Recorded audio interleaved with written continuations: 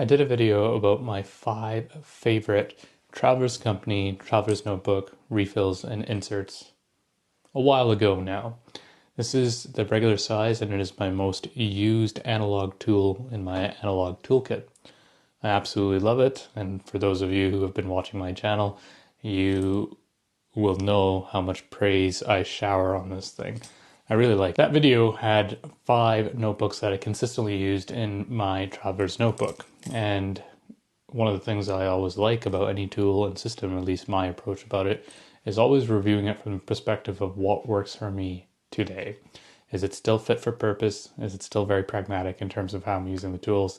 And not necessarily going through the motions of how I initially set it up, but more importantly, am I using the tool that serves me today? Today I want to walk you through 3 notebooks. I've pared it down to 3 refills and inserts, I should say, that I consistently use, and some of the changes I did from the 5 to the 3.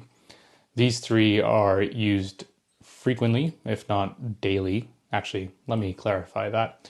Out of the 3, which you'll see, 2 I use consistently daily, and 1 I use specialized in terms of traveling. Before we go into my favorite 3, let's do a bit of a recap in terms of what the Traveler's Company Traveler's Notebook is, and also a bit of a recap in terms of the options of all the inserts and refills that are offered from the Traveler's Company as it stands today, because there have been a few updates since I did the video. Why don't we take a closer look?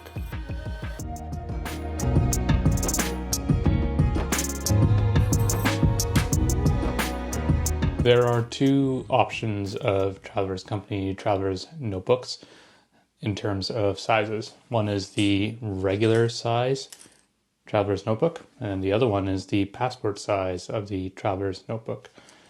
Very different profiles, as you can see here. Very similar in terms of the actual setup, just different sizes. The passport can theoretically fit inside your pocket with the cover and a few notebooks. Maybe 1, I would say, maybe 2. It does start looking quite bulky in your pockets, so just keep that in mind. And the regular size obviously won't fit in your pocket, but fits in any bag. It just says both of those do. I'm not sure why I said that. Both notebooks fit in any bag. But more importantly, it's the form factor that's really useful in these, where you're not carrying necessarily an A5 or a B6. They're a little bit more fit for purpose. The Traveler's Company Traveler's Notebook is sold by officially licensed distributors or stationery shops from the Traveler's Company. There's a couple here in Calgary. There's a few across Canada. There's definitely a few down in the States. Just do a search and you'll be able to find a shop relatively close or within the virtual world today, being able to offer online shipping to you. The notebooks themselves, they're made out of leather, made in Thailand and assembled in Japan, and sold as a package. When you buy the Traveler's Notebook cover, you're effectively getting the cover, a blank insert, if I remember correctly, and a rubber band. It's as simple as that. And then over time, or however you see fit, initially I suppose, you can modularize this thing. And what I mean by that is you can add different inserts, different components, all part of it. For more information, just check out this playlist over here. I've gone through a few different snapshots in time about my Traveler's Notebook setup and a little bit of a walkthrough and what all the different components are. The Traveler's Company offers quite a few different options in terms of what those insert and refills look like, but you can also get third party, and it doesn't necessarily have to be from the Traveler's Company. You can put that into the Traveler's Company cover here, the notebook cover, from other folks out there and other companies who do a brilliant job of supplying their own format and perspectives on what the inserts and refills should look like. Today we're only going to focus on the Traveler's Company offerings, as that's what I tend to gravitate to.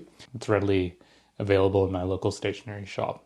The third party I typically would have to order in from somewhere else. What I like about the Traveler's Notebook for me personally is if I ever run out of an insert, it's literally a same day 1 hour exercise to get to the stationery shop, pick up the notebook or pick up the insert and refill, and have it continue on for me as a tool.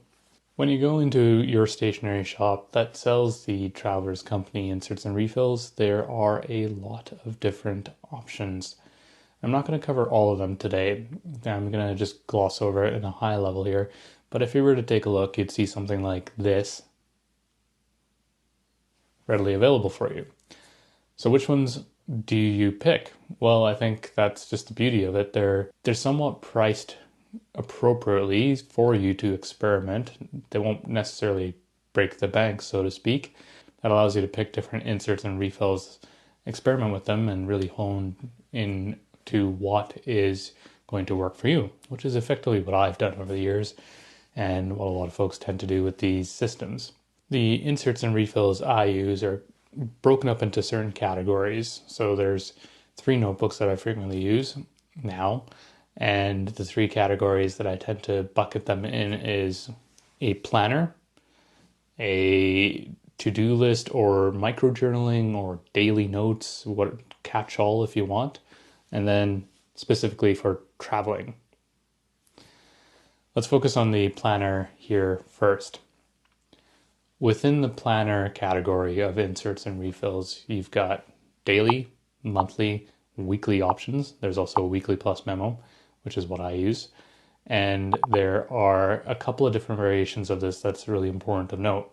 One is the fact that there is a free diary set of all these inserts. And then there's a special edition or yearly edition of those inserts as well. Now, what are the difference between the two? Well, the free diary you can pick up at any time and populate from that point onwards. And what I mean by that is you fill out the date. It's blank, essentially, other than the framework of the notebook or the insert grid pattern. So if you were to take the weekly, for example, or the monthly, let's take the monthly, you'd fill that out in terms of what months you have in there and what days. So it's a little bit more work, but they're also significantly cheaper. The special editions are pre-populated and based around an annual theme by the Traveler's Company. The theme for this year, for example, if you were to take a look at this video, is the 2024 haul. This is built around that theme of what it's going to be for 2024. So the one I use is the weekly memo. And I've done a couple of videos on this already about how I set up my weekly memo planner system, why it's so good for me, and how I tend to do my planning. And I just love the flexibility of what this notebook insert tends to offer, which is effectively a blank framework of how you want to frame your day within a week, as well as a general plan for the week. That's what I tend to use. So I think it's reasonably priced, given that there's a lot of different options that can spike anywhere between $10 all the way up to $100 for a planner for the upcoming year. It's 36 Canadian dollars, and I think that's roughly about 28 US dollars. If you want a closer look at this, take a look at my weekly memo in the 2024 haul here. I think they're really wonderful for me. It really works well in terms of how my pragmatic approach works in my planning setup. And I think the other nice thing about the special editions is that it comes built around a theme. It's pre-populated, so you don't have to do that legwork there, so to speak. Not that that's a tremendous amount of effort, but it's just a consideration. And they offer a couple of stickers with that. So for the second insert for me that's really important is my catch-all. This is the one that it's going to catch all my ideas, all my thoughts, all my notes, some micro journaling in there, and any other to-dos that don't necessarily fit into my weekly memo only because I'm thinking about them in the spur of the moment. So I'm going to write them down and I can move them into my weekly memo insert when it's an appropriate time, as opposed to turn into an official to-do list or an action against it. What I referenced in my previous video was a dot grid and perhaps a watercolor in terms of that catch-all. Now, today, as it stands, I do very little watercoloring right now in my catch-all. I tend to have a separate notebook for that, which I still use the watercolor insert, but it's infrequently used. I would say, just given what's going on in my life right now, I barely watercolor, and I'm hoping to get back into that perhaps in the tail end of 2024. That being said, the catch-all. This insert, a commenter actually turned me on to. It's the lightweight paper. And I love this guy. It is 128 pages, blank pages. It's super light. This is the Midori MD paper, but a lighter version of it. It's fountain pen friendly. It can take a bit of abuse. It's got little bleed through or show through. Sorry, let me rephrase that. It's got a little ghosting, I would say. No bleed through in my experience with the inks and pens I tend to use, which is anywhere between an extra fine to a broad, depending on the pen. So you're getting a few more pages, and it's a slim profile just because it's using lightweight paper, which I really like. I used to use the blank, just the standard blank from Traveler's Company. That has less pages. The paper is thicker though, so that's a consideration. But I like the lightweight paper. It seems to work for me, and it makes the insert last a lot longer. I can go anywhere between 4 to 6 months. I like the blank because of its flexibility to allow me to do mind maps, to do general lists, to get very specific, to do micro journaling. I tend to keep track of the weather just for myself in this book. So I really, really like it. And the other beauty of it is the slim profile. So these Traveler's notebook covers can get quite fat. Regardless of the cover you buy out there, there are versions from other companies that give you more leather to play with. And I've talked about how the middle inserts can stick out or bulge out, I think is the terminology I used. Even with other companies that offer a bit more leather cover to work with, you're still going to have a pretty fat notebook. And for something that I try to keep on me all the time and frequently use, I like to try and keep a slim profile as much as possible. So lightweight paper is really, really handy. I love it. It's really, really smooth paper, and I think it's just fantastic. Price-wise, it's $8 for 128 pages, so quite reasonable, I think. I can't get enough of the lightweight paper. My last insert for my top 3 is for traveling. This is the insert that I use when I go on camping trips, when I go on extended trips, basically anywhere outside of the city, with the exception of day trips, I suppose. For multi-day vacations or trips, I will bring this insert. In my previous video, I talked about the usage of the watercolor insert, which I really, really like for that. And what the Traveler's Company did a few years ago was release a Accordion Fold in the B-size rarities. And that, I think, became so popular, perhaps because there's quite a lot of folks like me who just really like that format. It's become a part of their regular staple. So this is number 32 in terms of the lineup of Traveler's Company inserts and refills. And this is the Accordion Fold paper. They're $8 Canadian dollars, $6 US dollars, give or take. And what I really like about this is it has the functionality of watercolor, perhaps not as thick as the watercolor paper, but pretty close. And it has the ability to also take fountain pen. So it's got a little bit of a cardstock feel, but not so bad or not so heavy as the watercolor paper. And it's just really good for mixed media, which I think is really nice. The accordion nature of it keeps a very slim traveler's notebook, or travel notebook, I should say. So it doesn't take up a lot of space in your traveler's notebook here, which I really like in terms of how I talked about the slim profile. And the fact that they're contained, so you can pull out this accordion fold. And I just really like the idea of you can tell a journey with this in terms of how you choose the accordion fold to come out. And it can take up an entire desk and you can put it back in. And I just really like that flexibility, that adaptability of the accordion fold. And I think it's reasonably priced. You're getting watercolor paper, you're getting 13 pages in here, which I find is more or less really good for me because I tend to, on my vacations, scale back the level of output into my stationery and be a little bit more focused of the memory or the idea that I'm trying to capture while I'm on my trip.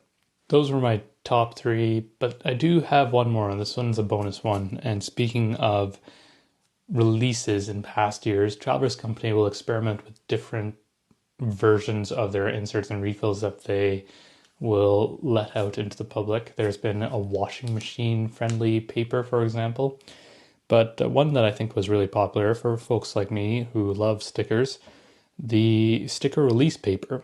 This was a B-size rarity offering, and they have released it officially into their lineup here. This is number 17.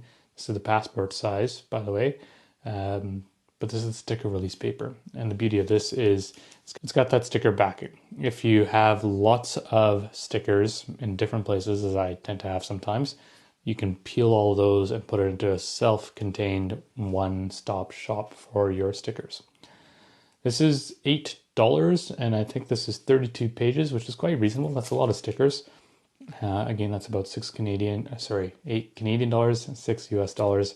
Really like this. I don't use it as much, which is the only reason it hasn't made it into my top 3, but it's a staple in terms of sitting on my desk, and I've got a place where I can put stickers into. These are my top 3. So to do a recap, there's a planner, which is the weekly memo. There's a catch-all, which is lightweight paper, and then there's my travel notebook or travel insert, which is the Accordion Fold. I tend to take the approach of perhaps being a bit simplistic, a little bit more slim, fit for purpose in terms of my toolkit. Not to say that at some points I may bring more notebooks or more inserts and refills, depending on the trip, depending on what I'm trying to do. But generally about 99.9% of my time, I like a slim profile of my traveler's notebook. And it allows itself to be just enough in the way that it's noticeable, but not so much that it gets in the way of what the whole point of these tools are, which is to write, to draw, to be creative, to inspire, to capture everything, to capture nothing. Those are my top 3 moving into the year ahead. I'm sure it'll change. In fact, I'm sure my planner system will change. I've been toying with an idea of exploring the Hobonichis, which a lot of my commenters keep pointing at me saying you should try that, perhaps in 2025, and I will likely do a video on that. And I think in terms of my inserts and refills, who knows, maybe next year this will all look different, but it seems to be really working for me right now. I'm curious about you. What do you tend to use in your traveler's notebooks for your consistently used or favorite insert and refills? Let me know in the comment below. It doesn't even have to be Traveler's Company. I'd just love to understand what other people are using out there and how it works for you. Thank you very much for joining me today. If you liked this video, please consider clicking on the like, subscribe buttons below. Take care, have a wonderful day, and bye for now.